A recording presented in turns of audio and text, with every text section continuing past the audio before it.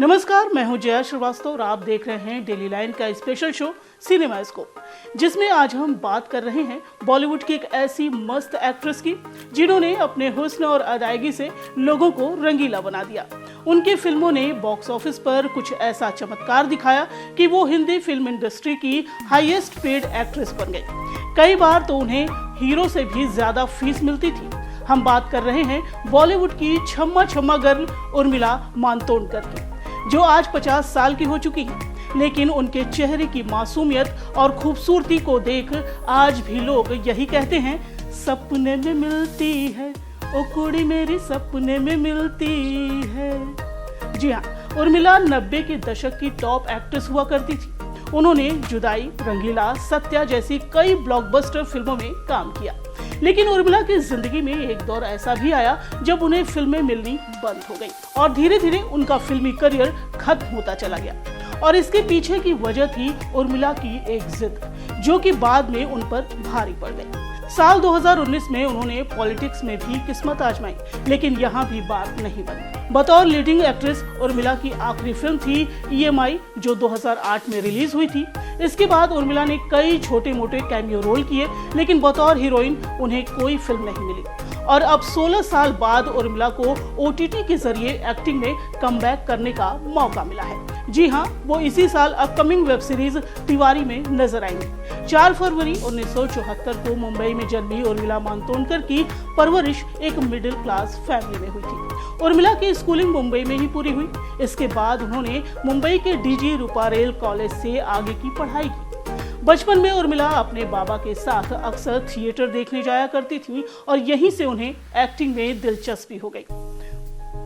बतौर child artist उन्होंने 10 साल की उम्र में 1983 में आई फिल्म मासूम में काम किया था।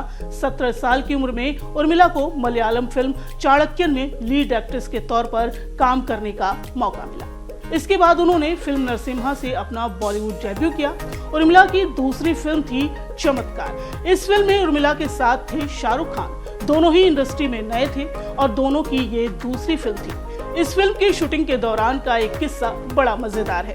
फिल्म में काम करने के दौरान उर्मिला काफी नर्वस थी। फिल्म के गाने बिच्छू ओ बिच्छू को फिल्माने में तो उर्मिला के पसीने तक छूट गए थे, क्योंकि एक सीन में उन्हें शाहरुख को लात मारनी थी। काफी रिटेक के बाद भी उर्मिला शाहरुख को लात नहीं मार पा रही थी, क्योंकि उर्मिला से शाहरुख की मुलाकात शूट से महज 2 मिनट पहले ही हुई थी और वो उनके लिए एक अजनबी की तरह थे। सीन करते वक्त उर्मिला काफी पैनिक हो जाती थी। फिर शाहरुख ने उन्हें समझाया कि तुम मुझे किक कर सकती हो, और फिर कहीं जाकर शॉट ओके हुआ। उर्मिला आ गले लग जा में जुगल हंसराज के साथ नजर आई। उर्मिला को काफी पसंद भी किया गया इस फिल्म में, लेकिन उन्हें असली सफलता मिली 1995 में आई फिल्म रंगीला से, जिसमें उनके अपोजिट थे आमिर खान और जैकी श्रॉफ। फिल्म सुपरहिट रही और उर्मिला रातों रात स्टार बन गई। तो वहीं उर्मिला को बेस्ट एक्ट्रेस अवार्ड के लिए नॉमिनेट भी किया गया। उर्मिला की सुपरहिट फिल्म जुदाई 1997 में रिलीज हुई थी, जिसमें उन्होंने जानवी साहनी का रोल प्ले किया था। लेकिन क्या आपको मालूम है कि उर्मिला इस रोल के लिए पहली पसंद नहीं थी। उर्मिला से पहले ये रोल जूही चावला और करिश्मा कपूर को ऑफर किया गया था, लेकिन दोनों ने इससे इनकार कर दिया और फिर ये फिल्म उर्मिला को मिल गई, जिसमें उन्होंने बेहतरीन काम किया। रंगीला के हिट होने के बाद उर्मिला के पास फिल्मों की लाइन लग गई। साल 1999 में उनकी 6 फिल्में रिलीज हुई थी, जिनमें जानम समझा करो, हम तुम पे मरते हैं, दिल लगी, सत्या, मस्त, कौन और खूबसूरत जैसी फिल्में शामिल हैं। एक इंटरव्यू के दौरान खुद उर्मिला ने बताया था कि अपने करियर की पीक पर उन्हें हीरो से ज्यादा फीस मिलने लग गई थी, लेकिन उर्मिला के एक गलत फैसले ने उनके करियर को बर्बाद कर दिया।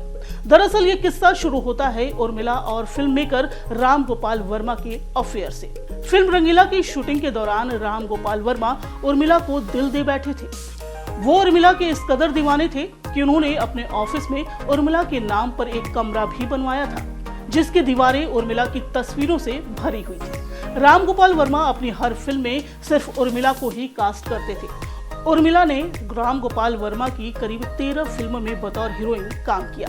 वहीं उर्मिला ने भी फैसला कर लिया था कि वो सिर्फ राम गोपाल वर्मा की ही फिल्में करेंगी, और यही गलती उनके बेहतरीन करियर पर भारी पड़ गई। उर्मिला बाकी डायरेक्टर्स की फिल्में लगातार ठुकराती जा रही थी। एक समय ऐसा भी आया जब रामू ने भी उर्मिला को लेकर फिल्में बनानी बंद कर दी। उर्मिला को जब अपनी गलती का एहसास हुआ तब तक काफी देर हो चुकी थी। वहीं उनकी पर्सनल लाइफ पर भी इसका बुरा असर पड़ा। उर्मिला से अफेयर के चलते रामू की शादीशुदा जिंदगी भी बर्बाद हो गई।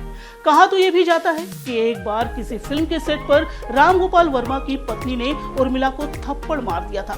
इस बात से इतना हंगामा हुआ कि राम गोपाल वर्मा ने अपनी पत्नी को तलाक तक दे दिया।